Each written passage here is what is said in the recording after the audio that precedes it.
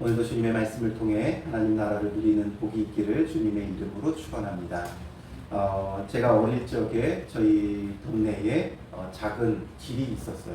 이 길은 골목이라고 하기에는 좀 컸고 차들이 다니는 차도지만 굉장히 작은 도로였기 때문에 대부분의 사람들이 그냥 막 건너 다니던 그런 길이었어요. 그런데 어느 날 갑자기 거기에 횡단보도가 생기고 신호등을 달아놨어요. 그러니까 이게 사실 큰 길이 아니니까 금방 건널 수 있는 길인데 횡단보도가 생기고 이 신호등이 생기니까 사람들이 굉장히 불편해했고, 대부분의 사람들이 하던 대로 그냥 습관적으로 신호등의 불이 빨간불이라도 그냥 마구 건넜어요. 너무 불편하고 너무 귀찮고 그랬던 거죠. 근데 잘 생각해 보면 우리는 이 규례와 법도를, 어떤 교통법규를 굉장히 불편해하고 귀찮아할 때가 있어요. 아무도 없는데 굳이 여기 서 있을 필요가 있나? 차가 그냥 차가 없는데 그냥 좀 건너면 안 되나? 그리고 횡단보도의 간격이 굉장히 먼 곳들이 있죠. 그러면 그냥 그 중간에 차 없으면 그냥 무단횡단을 하는 경우들도 생겨나요. 사실 어떻게 보면 이런 교통법규나 모든 법규들이 불합리하고 불편하게 느껴지지만 사실상 이 규례 법규들은 전부 다 나의 안전을 지켜주는 거예요. 이 교통법규를 지킬 때 내가 안전하게 거리를 다닐 수 있다라는 것을 보장받을 수가 있고, 또 내가 교통법규를 지켰을 때 누군가가 나의 안전을 해하게 되면 그 사람에게는 처벌이 가해지게 되어 있는 거죠. 그렇기 때문에 우리가 때로는 법이 너무나 불편하고 현실적이지 못하다 생각하지만 우리의 안전을 보장해 주는 거예요. 하나님께서 우리에게 주신 규례와 법도, 율법, 성경의 말씀들도 마찬가지죠. 때로는 불편할 수 있고 때로는 마음의 거리낌이 될 수도 있지만 이것을 지킬 때 우리가 불편하고 힘들고 무거운 짐이 되는 게 아니라 나의 영혼의 안전을 지켜주는 거예요. 우리의 신앙의 안전을 지켜주는 것이고, 또 더 나아가 우리의 삶의 안전과 평화를 가져다 주는 것이 주님의 말씀이지요. 그러므로 우리는 늘 주님의 말씀을 지켜 행하는 자가 되어져야 하는 거예요. 앞서서 모세가 이 신명기를 시작하면서 그동안 이스라엘의 과거의 역사를 되짚어봤죠. 역사를 되짚어봤어요. 광야 40년을 돌이켜봤어요. 시내산을 떠나 가데스바네아에 갔다가 그들이 가나안 땅 들어가기를 거부해서 결국에는 광야 38년을 또 떠돌게 되고, 그리고 다시금 주님 안에서 새롭게 출애굽 2세대가 되어 요단강 동편 땅으로 가데스바네아를 지나서 에돔과 모압, 암몬을 지나 아모리 왕 시온을 쳐서 멸하고 바산 왕 옥을 쳐서 멸하면서 이제 요단강만 건너면 가나안 땅이 내려다 보이는 백골 맞은편 골짜기에 이르게 되어졌다라는 것을 쭉 살펴보았죠. 지금 이들이 이곳에 있게 되어진 과정을 쭉 돌아보았어요. 그 이유는 뭐예요? 그렇기 때문에 하나님 은혜를 기억하고, 하나님의 은혜를 기억하고 이제 그 은혜 가운데 말씀에 순종하라라는 거죠. 우리가 말씀에 순종하는 것은 우리가 어떤 노력으로 되어지는 게 결코 아니에요. 우리가 노력으로 그 뼈를 깎는 그 고통 가운데 하나님의 말씀에 순종할 수 있느냐? 아니에요. 노력으로 되지 않아요. 우리의 성품으로 되지 않아요. 그 무엇으로도 주님의 말씀에 온전히 순종할 수 없어요. 순종할 수 있는 유일한 방법은 내가 죽어지면 가능하죠. 우리의 욕심과 정욕에 반하는 말씀에 그 순종하는 길은 내가 죽어져야 가능해요. 그게 되느냐? 안 되죠. 그럼 어떻게 해야 순종할 수 있느냐? 또 다른 방법은 내가 완전히 죽어지든지 아니면 하나님의 은혜를 우리가 기억하든지, 두 가지예요. 하나님의 은혜를 기억하면 본래 죽어 마땅한 자임에도 불구하고 나를 살려주신 하나님의 그 은혜를 생각한다면 주님의 말씀에 순종할 수 있는 거죠. 그러나 은혜가 사라지면 뭐가 올라온다고 했어요? 나의 공로가 올라와요. 내 수고가 올라와요. 그러니까 내가 인정받고 싶고 내 공로, 내 수고가 올라오니까 말씀에 순종하기보다는 내가 인정받고 내가 대접받으려고 하죠. 내가 높아지려고 해요. 내가 높아지려고 하니까 절대 주님의 말씀에 순종하지 못해요. 내가 높아지려고 하니까 내 뜻과 내 생각과 내 방법이 옳은 것으로 여겨지고 합당한 것으로 여겨지고 합리적인 것으로 여겨지니까 말씀보다는 내 뜻, 내 생각을 더 추구하게 되어 있는 거예요. 그러나 내가 정말 죽어 마땅한 죄인이라는 것을 깨닫고 하나님의 은혜로만 살아간다는 것을 알면 정말 나는 아무것도 아니구나를 깨닫고 정말 주님의 뜻에 순종하는 거죠. 이스라엘 과거 역사를 돌이켜본 것은 오직 주님의 은혜로 여기에 서 있다라는 거예요. 그러니까 이제 너희가 그 땅에 들어가서 이제 순종하며 그 땅에 들어가서 주님의 율례와 규례, 법도를 지키며 살아가라. 그것만이 너희에게 진정한 살 길이다라는 것을 말해주려고 하는 것이죠. 1절에 보면 이스라엘아 이제 내가 너희에게 가르치는 규례와 법도를 듣고 준행하라. 그리하면 너희가 살 것이요. 그래야 산다라는 거예요. 규례와 법도를 듣고 준행하는 것은 우리가 좋은 신앙을 가졌기 때문에 탁월한 뛰어난 믿음을 가지고 신앙을 가지고 거룩한 사람만 하는 것이 아니라 우리의 생존의 문제라는 것을 알아야 돼요. 신앙인의 생존의 문제는 과연 하나님의 규례와 법도를 내가 듣고 준행하느냐 준행하지 않느냐 여기에 있는 거예요. 우리의 생존의 문제예요. 사람은 생존의 문제에 있어서는 양보가 없죠. 타협이 없어요. 생존의 문제라면 반드시 지켜야 돼요.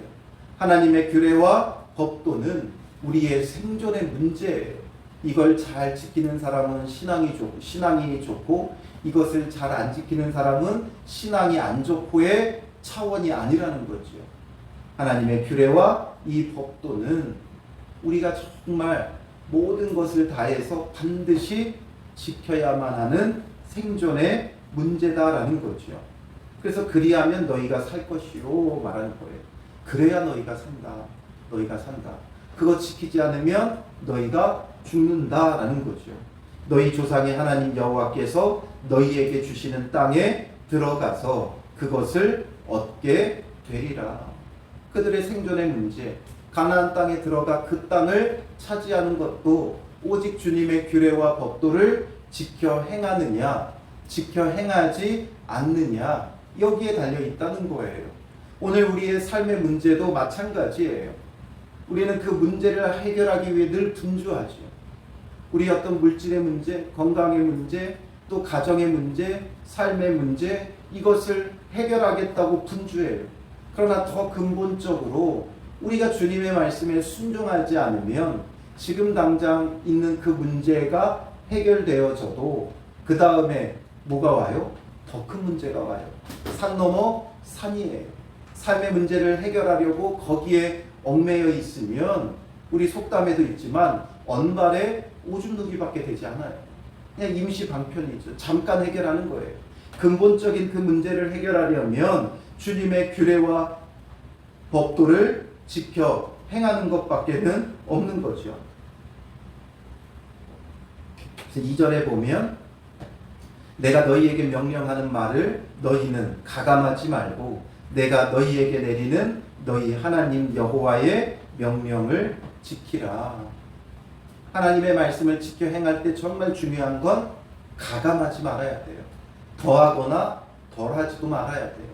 우리가 거기에 무언가를 자꾸 더하려고 해요. 하나님께서 이렇게 말씀하시니까 그것에 대해서 더 추가하고 그래서 나는 이렇게 한다 저렇게 한다 말하죠. 더할 필요도 없어요. 그리고 또 우리는 빼죠. 내가 하지 못하는 건 모른 척 외면하려고 해요. 알면서도 안 하고 외면하는 것들이 있죠. 그래서 더했던 게 뭐예요? 장로들의 유전이라고 하는 예수님께서 유대인들을 신랄하게 비판하실 때 그들의 가장 큰 문제는 바로 이 장로들의 유전, 전통이라고 부르는 거예요. 그래서 그들은 자기들 나름대로 율법을 지키겠다고 거기에 세부 조항들을 마구 만들어서 그런 것들을 지키려고 했죠. 율법주의가 잘못된 게 아니에요. 율법주의는 하나님의 말씀을 지키겠다는 건데 그게 왜 잘못되어 있어요? 그런데 그 율법주의가 잘못된 형식주의로 바뀌어버린 그들의 장로들의 유전과 전통이 있죠. 그래서 그 십계명 하나하나 조항마다 지키겠다고 하면서 수많은 조항들을 더해가지고 사람들에게 무거운 짐을 지운 거죠. 예를 들면 안식일을 기억하여 거룩히 지키라고 하니까 몇 킬로미터 이상 걸어가면 그건 1이다. 그래서 몇 킬로미터 이상 걸으면 안 돼요.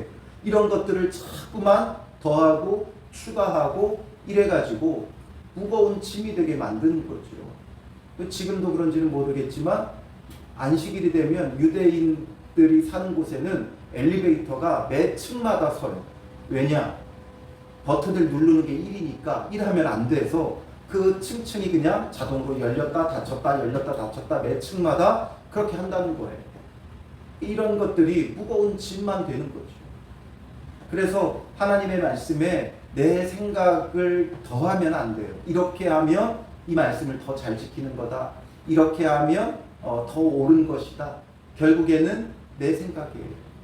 정말 이 말씀을 왜 주셨는가? 그 말씀을 붙잡고 묵상하며 하나님의 마음에 접근해야 돼요. 하나님께서 왜 이 말씀을 하셨는가? 거기에 우리가 마음을 두어야 하는 거지요. 하나님의 마음과 상관없이 우리가 이렇게 하면 거룩하고 저렇게 하면 거룩하지 않고 이런 것들을 우리가 규정하면 안 돼요. 하나님께서 왜 이 말씀을 주셨는가? 대표적으로 오늘 본문에도 십계명이 언급이 되어지는데 십계명 그 조항 하나하나 외적으로 지키려고 애쓰는 게 아니라 왜 이것을 우리에게 주셨는가? 하나님의 마음, 하나님의 그 뜻을 귀 기울여 들으면 거기에서 들리는 두 가지의 말씀이 있죠. 하나님 사랑해라. 이게 첫 번째고 두 번째도 그와 같으니 이웃을 사랑하라는 거죠. 그래서 하나님을 사랑하는 마음에서 십계명을 지키고 정말 이웃을 사랑하는 마음에서 십계명을 지켜야 돼요. 그렇지 않으면 형식적으로만 지키게 되는 거예요. 여러 가지 조항을 더하고 또 내가 하기 싫은 것은 빼버리고 외면하면서 정말 내 마음대로 신앙생활하는 거죠. 우리는 말씀대로 하지만 사실상 그것을 잘 들여다보면 말씀대로가 아니라 내 뜻대로일 때가 더 많이 있어요. 말씀도 내가 보고 싶은 대로 보고 듣고 싶은 대로 들을 때가 너무나도 많이 있지요. 그래서 우리는 늘 주님의 마음에 마음을 두어야 돼요. 과연 왜 이 말씀을 지금 내게 주시는가? 왜 이 말씀을 하셨는가? 여기에 우리는 늘 마음을 두고 묵상하는 자가 되어져야 하는 것이죠. 3절에 보면 여호와께서 바알보올의 일로 말미암아 행하신 바를 너희가 눈으로 보았거니와 바알보올을 따른 모든 사람을 너희의 하나님 여호와께서 너희 가운데에서 멸망시키셨으되. 이제 하나의 또 역사적 사건을 언급하죠. 바로 바알보올 사건이에요. 바알보올 사건이 뭐예요? 바알보올 사건은 이 발람이 이스라엘 백성을 꾀로 넘어뜨리려고 모압 여인들과 음행하게 만들죠. 그래서 이것이 모압 여인과의 음행으로 끝난 게 아니라 이 모압 여인들을 따라서 바알을 섬기기도 한 거예요. 그래서 음행과 우상 숭배가 벌어졌고 이 일로 인해 하나님께서 진노하셔서 그들 가운데 연병이 돌게 하고 이 연병으로 인해 이스라엘 사람 24,000명이 죽임을 당해요. 이런 하나님의 진노와 심판을 경험했던 사건, 바로 주님의 말씀을 떠나는 거죠. 음행하지 말라는 것, 우상 숭배하지 말라는 것, 하나님의 말씀을 떠나니까 결국 이것이 그들의 생존의 문제가 되는 거예요. 그래서 죽임을 면치 못했고 4절에 보면 오직 너희의 하나님 여호와께 붙어 떠나지 않은 너희는 오늘까지 다 생존하였느니라. 하나님 여호와께 붙어서 떠나지 않은 자들, 하나님께 딱 붙어 있는 자들은 오늘까지 다 생존하였다라는 거죠. 즉 하나님께 붙어서 순종하는 자들만이 산다. 이것을 우리에게 보여주고 있어요. 그 당시 모압 여인과 음행하는 것이 그냥 그 꾀에 넘어가서 음행하는 것이 그 시대에 너무나도 자연스러운 일이 되어져 버렸죠. 그러나 아무리 많은 사람들이, 그러니까 24,000명이 죽었다는 것을 보면 최소 24,000명 이상은 음행하고 우상숭배했다는 거예요.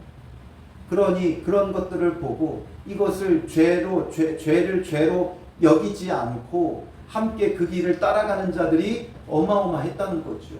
말이 24,000명이지 이 24,000명을 한데 모아나 보세요. 어마어마한 사람들이죠.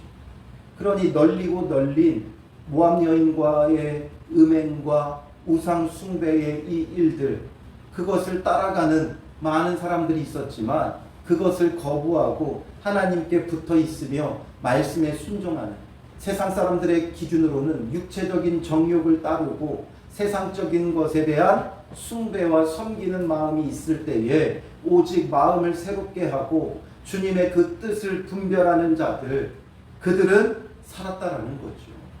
그러니 오늘 우리에게도 중요한 건 여기 있어요. 이 세상 사람들이 어떻게 살아간다 할지라도, 다른 신앙인들이, 다른 교회가 어떻게 한다 할지라도 우리는 주님께 딱 붙어 있는 자가 되어야 되는 거예요.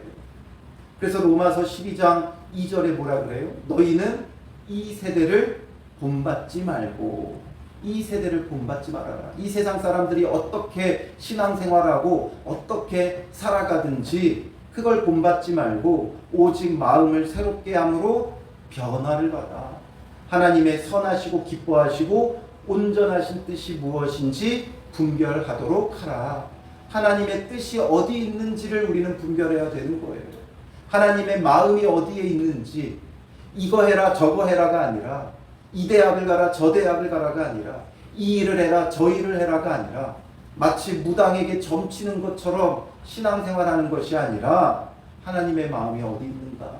하나님은 우리가 예수 그리스도로 구원에 이르기를 원하시죠. 우리가 어느 대학에 가고 무슨 사업을 하고 이런 것에 하나님은 별로 관심이 없어요. 우리가 서울대를 간다 한들 하나님께 뭐가 유익하고, 우리가 사업에 성공한들 뭐가 하나님께 유익하겠어요. 세상에 알아주는 직장에 취직하는 게 뭐가 그렇게 하나님께 대단한 일이 될 수 있겠어요. 좋은 곳에 시집장가 가는 것이 하나님께 뭐가 영광이 되겠어요. 하나님의 말씀에 순종하는 것이 주님께 오직 영광이 되어지는 것이죠. 그러므로 우리는 이게 생존의 문제예요. 그래서 4절 마지막에 뭐라 그래요? 오늘까지 다 생존하였느니라. 멸망과 생존의 문제는 어디에 있느냐? 주님의 말씀에 순종하느냐, 순종하지 않느냐, 주님께 붙어 있느냐, 떠나 있느냐, 여기에 있다는 거예요. 결국 그 생존의 문제, 가나안 땅에 들어가냐 못 들어가냐, 이것이 지금 이들에게는 첨예한 문제였겠지만 하나님께서는 가나안 땅에 들어가고 안 들어가고의 문제가 아니죠. 내가 너희를 반드시 드릴 거니까 너희는 규례와 법도에 순종해라, 준행해라. 이것을 지금 계속 말씀하고 있는 거예요. 우리는 무언가 우리가 원하는 일이 되냐 안 되느냐로 노심초사하지만 하나님은 내가 그 일은 할 테니까 너는 내 규례와 법도를 듣고 준행해라. 이 말씀을 하고 계시는 거죠.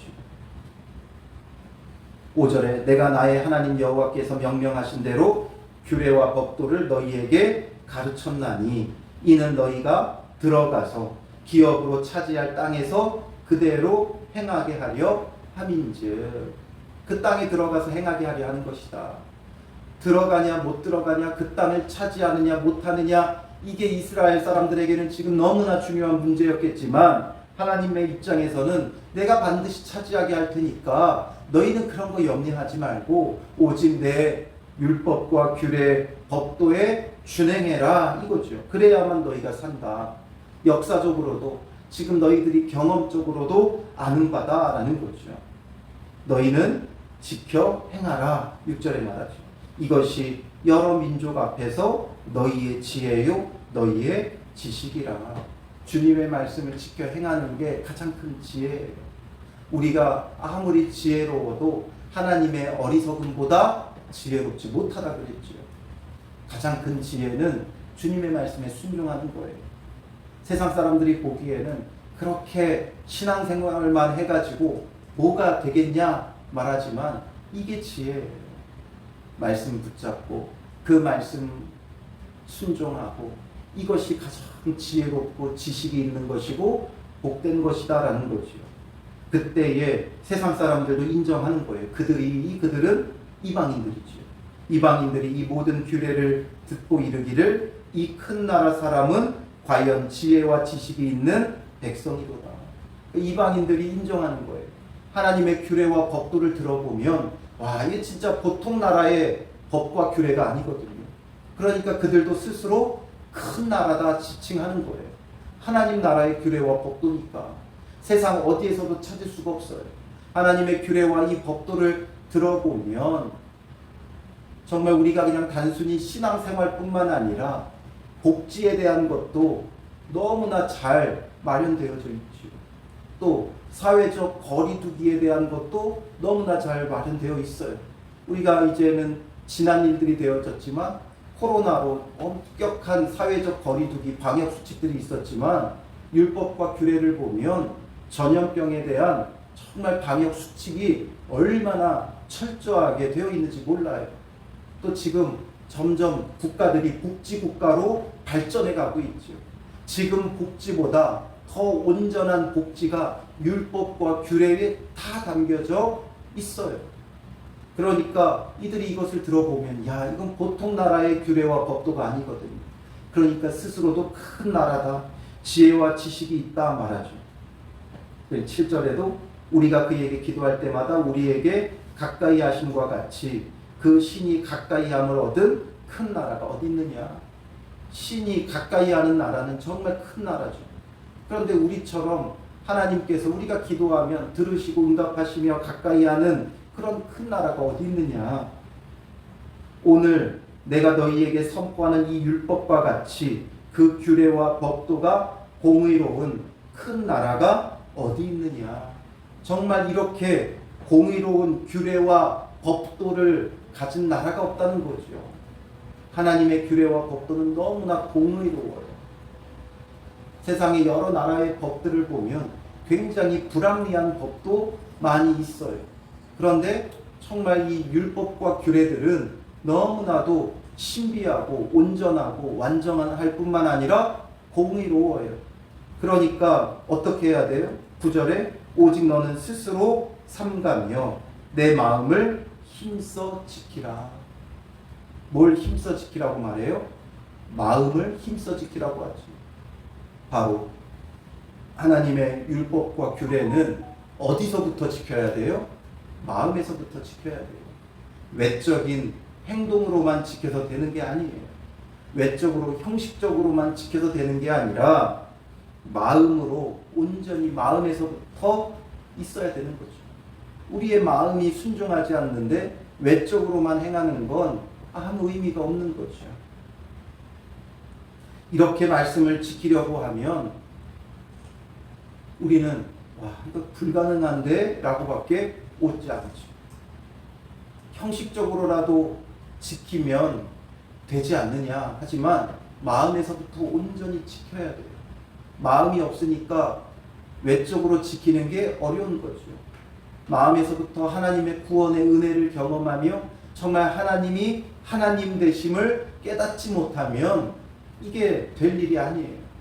그럼 우리는 완전해야만 사느냐? 그건 아니죠. 하나님이 주신 규례와 이 법도를 온전히 지키면 지키지 못하는 것도 있어요. 그러니 지키지 못하는 것에 대해서도 하나님은 우리에게 율법과 규례를 주셨어요. 민수기 15장 23절부터 25절에 보면 곧 여호와께서 모세를 통하여 너희에게 명령한 모든 것을 여호와께서 명령한 날 이후부터 너희 대대에 지키지 못할 때를 이미 말씀하고 계세요. 회중이 부지 중에 범죄하였거든 온 회중은 수송아지 한 마리를 여호와께 향기로운 화제로 드리고 규례대로 소제와 전제를 드리고 순염소 한 마리를 속죄제로 드릴 것이라. 제사장이 이스라엘 자손의 온 회중을 위하여 속죄하면 그들이 사함을 받으리니 이는 그가 부지 중에 범죄함이며 또 부지 중에 범죄함으로 말미암아 헌물 곧 화제와 속죄제를 여호와께 드렸습니다. 바로 이 속죄제에 대하여 말씀하고 계시는 거죠. 그러면 우리가 죄짓고 속죄제 그러면 지내면 되는 것 아닙니까? 이런 우리의 악한 마음 때문에 하나님께서 오늘 말씀하시는 게 뭐예요? 내 마음을 힘써 지키라 라는 거죠. 마음에서부터 힘써 지키라는 거예요. 마음에서부터 힘써 지키면 죄짓고 회개하면 되지, 죄짓고 속죄제 드리면 되지, 이런 가벼운 마음이 없어요. 정말 말씀을 지켜 행하려고 부단히 노력하지만 그럼에도 불구하고 되지 않는 것, 나도 모르게 넘어지고 쓰러진 것, 이런 것에 대해서는 하나님께서 부지 중에 범죄하였다 인정해 주시며 용서해 주시는 거예요. 그런데 사함받지 못하는 죄들이 있죠. 그건 뭐예요? 고범죄. 고의로 죄를 범하는 거죠. 고의로 죄를 범하는 것. 이건 이미 마음에 없는 거죠. 지킬 마음이 없는 거예요. 뭔가 고범죄가 따로 있는 게 아니라 하나님의 말씀을 지키려는 마음이 아예 없는 거죠. 그러면서 악한 마음으로 그냥 범죄한 거예요. 그러니 사함을 받지 못하는 거죠. 그러나 마음에서부터 온전히 지켜 행하며 살려고 하는데 순종치 못하는 그 모습에 대해서는 하나님께서도 용서하고 용납할 수 있는 길을 열어주신 거예요. 그리고 우리의 영원한 속죄제물이 되신 분이 예수 그리스도죠. 그러면 우리는 마음에서부터 온전히 주님께 순종하며 따르고 또 우리가 이렇게 부지 중에 넘어지는 건 예수님의 십자가의 보혈을 의지하며 세워지면 되는 거예요. 그러니까 마음이 있냐 없냐 그 차이인 거죠. 말씀을 따라 행하고자 하는 마음이 있다면 우리가 그 마음을 따라 순종하고 또 순종치 못한 것 회개하며 주님 앞에 용서받을 수 있는 거죠. 그리하여 내 눈으로 본 그 일을 잊어버리지 말라. 내가 생존하는 날 동안에 그 일들을 내 마음에서 떠나지 않도록 조심하라. 너는 그 일들을 내 아들들과 내 손자들에게 알게 하라. 그 일을 지금 계속 반복해서 말하고 있는데 잊어버리지 말고 마음에서 떠나지 않도록 조심하고 아들들과 손자들에게 알게 하라는 그 일들은 뭐예요? 이제 10절부터 14절에 언급하는 거죠. 10절부터 14절에서 언급하고 있는 건 어떤 거예요? 그들이 호렙산 시내산에서 하나님과 언약을 맺고 하나님께서 그들에게 언약법, 율법과 규례를 주셨던 것을 기억하라는 거예요. 왜냐하면 이 언약을 따라 하나님께서 구원해 주실 것이니까 하나님은 하나님께서 하셔야 할 일을 반드시 지키세요. 그러니 이제 너희도 너희가 행할 일을 행하기만 하면 하나님께서 약속하신 모든 것은 너희 안에 이루어지고 성취되고 하나님께서 허락하신다라는 거죠. 그래서 10절에 내가 호렙산에서 내 하나님 여호와 앞에 섰던 날에 여호와께서 내게 이르시기를 나에게 백성을 모으라. 내가 그들에게 내 말을 들려주어 그들이 세상에 사는 날 동안 나를 경외함을 배우게 하며 그 자녀에게 가르치게 하리라. 그래서 이 호렙산에서 하나님께서 주셨던 율법, 규례와 이 법도를 기억하고 지켜 행하라는 것이죠. 너희가 가까이 나와서 산 아래에 서니 그 산에 불이 붙어 불길이 충천하고 어둠과 구름과 흑암이 덮였는데 즉 하나님의 임재를 나타내죠. 하나님께서 임재하셔서 직접 주신 거예요. 여호와께서 불길 중에서 너희에게 말씀하시되 음성뿐이므로 너희가 그 말소리만 듣고 형상은 보지 못하였느니라. 말소리만 듣고 형상은 보지 못하였다. 이게 우리의 신앙에 굉장히 중요한 거예요. 우리는 하나님의 형상을 보지 못해요. 오직 음성뿐, 그의 말소리만 듣는 거예요. 그렇기 때문에 우리는 그 어떤 형상도 만들어서는 안 돼요. 교회 안에는 그 어떤 형상도 없어야 돼요. 그 형상을 만들어 그 앞에 엎드리는 일이 결코 없어야 돼요. 우리 장로교 전통에서는 십자가도 교회 만들지 않아요. 이 십자가가 우상이 되어져 버려요. 그 십자가가 물론 예수 그리스도의 십자가가 우리의 죄사함과 구원의 능력이 있지만 그 십자가 자체가 아니죠. 예수 그리스도께서 십자가에서 죽으심 때문이지 십자가가 무슨 능력이 있는 건 아니에요. 십자가는 사형수들을 처형하는 도구에 불과해요. 그런데 교회마다 십자가를 크게 걸고 그 십자가를 붙들고 기도하고, 물론 그런 것들을 비난하고 비판하려고 하는 것이 아니라 그것 때문에 더욱 예수 그리스도의 보혈을 생각한다면 의미가 있겠지만 그렇지 못할 때가 오히려 더 많이 있어요. 그런 것들이 오히려 너무나 상징화되고 너무나 숭배의 대상이 되어지는 거예요. 우리 그리스도교는 바로 음성뿐 주님의 말소리만 듣는 거지 그 어떤 형상도 만들 수도 없고 만들어서도 안 되는 거예요. 다른 이방 종교와 완전히 다르지요. 절에 가보세요. 불상을 수만 개를 갖다가 차려놓고 올려놓죠. 만드는 것은 아무런 의미가 없어요. 사람의 손으로 만든 것이 사람을 어떻게 해주지 못해요.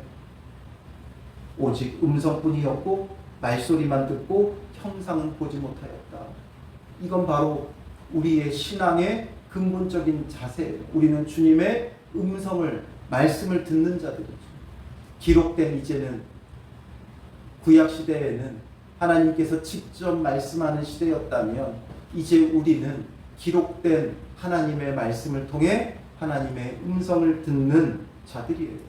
그러니 오직 말씀을 보고 듣고 묵상하는 자가 되어져야지 어떤 행위적이거나 어떤 형상적인 것이 우리의 신앙을 대변하지 못한다라는 것을 잊지 말아야 되는 거죠. 여호와께서 그의 언약을 너희에게 반포하시고 너희에게 지키라 명령하셨으니 곧 십계명이며 두 돌판에 친히 쓰신 것이라. 바로 가장 대표되는 십계명을 주셨고 이 십계명뿐만 아니라 수많은 율법과 규례, 또 제사법, 성막을 만드는 법, 이런 모든 것을 통해 그들이 하나님을 예배하고 또 죄사함을 받을 수 있는 길들을 하나님은 다 열어놓으셨어요. 그때 여호와께서 내게 명령하사 너희에게 규례와 법도를 교훈하게 하셨으니, 바로 이 규례와 법도는 그때 하나님께서 내게 명령하여 교훈하게 하신 것이다. 그러니 사람에게서 나온 것이 아니라 오직 하나님에게서 나온 큰 나라의 규례와 법도예요. 그러니 이것을 지켜 행할 때 정말 하나님 나라를 누리는 복이 있는 거죠. 그 큰 나라, 정말 참 하나님 나라를 누리는 복이 있는 거예요. 이는 너희가 거기로 건너가 받을 땅에서 행하게 하려 하심이니라. 우리에게 주신 하나님의 말씀은 큰 나라, 하나님 나라의 규례와 법도다라는 것을 우리는 생각하고 하나님에게서부터 온 것이니 온 마음을 다해 행하면 하나님 나라를 누리는 복이 있는 거예요. 그래서 우리는 음성뿐인 하나님의 말씀이지만 여기에 귀 기울이고 들어야 되는 거예요. 1절에도 규례와 법도를 준행하라 하지 않고 듣고 준행하라 이렇게 말했죠. 그리고 12절에는 음성뿐이므로 너희가 그 말소리만 듣고 형상은 보지 못하였느니라. 우리는 들어야 돼요. 믿음은 들음에서 나는 거예요. 다른 데서 오는 게 아니에요. 내가 믿습니다 한다고 믿음이 생기는 게 아니라 믿음은 들음에서 나고 아무거나 그렇다고 들으면 되는 거예요? 아니죠. 그 들음은 그리스도의 말씀으로 말미암는 거예요. 로마서 10장 17절에 말하죠. 그러므로 믿음은 들음에서 나며 들음은 그리스도의 말씀으로 말미암았느니라. 말씀을 듣고 믿음을 갖고 또 그 믿음 가운데 순종하며 행하는 믿음의 사람이 되어야 돼요. 그래야만 우리가 마음에서부터 온전히 행하는 자가 되는 거죠. 이제 우리는 형식적인 종교 행위의 그 신앙생활에 탈피하여 정말 마음에서부터 순종하는, 그리스도의 말씀을 듣고 그 들음에서부터 오는 믿음으로 온전히 순종하는 성도들이 되시기를, 그러므로 큰 나라 하나님 나라를 그 삶에 누리는 성도들이 되시기를 주님의 이름으로 축원합니다. 기도하겠습니다. 살아계신 아버지 하나님, 우리에게 말씀하시는 하나님이신 것을 오늘 만나게 되어집니다. 우리에게 규례와 법도를 늘 말씀하시는 주님, 하나님 나라의 이 규례와 법도를 듣고 우리 마음에서부터 기꺼이 순종하며 주를 따르는 자들 되게 하여 주시옵소서. 우리의 욕심과 정욕을 따르는 악한 마음과 생각을 완전히 벗어버리게 하여 주시고, 우리를 구원하신 하나님의 그 크고 놀라운 은혜의 손길을 우리가 기억하며 주님께서 말씀하시면 무엇이 되었든지 우리가 원하든 원하지 않든 온전히 기쁨으로 순종하는 믿음의 사람들이 되게 하여 주시옵소서. 오늘 하루도 우리가 온 마음에서부터 주님의 말씀을 가감하지 않고 듣는 자 되게 하시고 귀 기울이는 자 되게 하여 주셔서 우리에게 신신당부하시는 주님의 말씀 앞에 순종하여 하나님을 사랑하고 이웃을 사랑하는 매일의 순간순간이 되게 하여 주시옵소서. 하나님을 사랑하는 것이 무엇인지를 더 깊이 깨닫는 자 되게 하시고, 이웃을 참 사랑하는 것이 무엇인지를 깨닫고 순종하며 참 사랑으로 하루를 온전히 이루어갈 수 있도록 인도하여 주시옵소서. 우리에게 주시는 참 주님의 그 마음이 참 사랑이 되게 하시고 낮아져 섬기는 하루하루 될 수 있도록 인도하여 주실 줄 믿사오며 예수님의 이름으로 기도합니다. 아멘.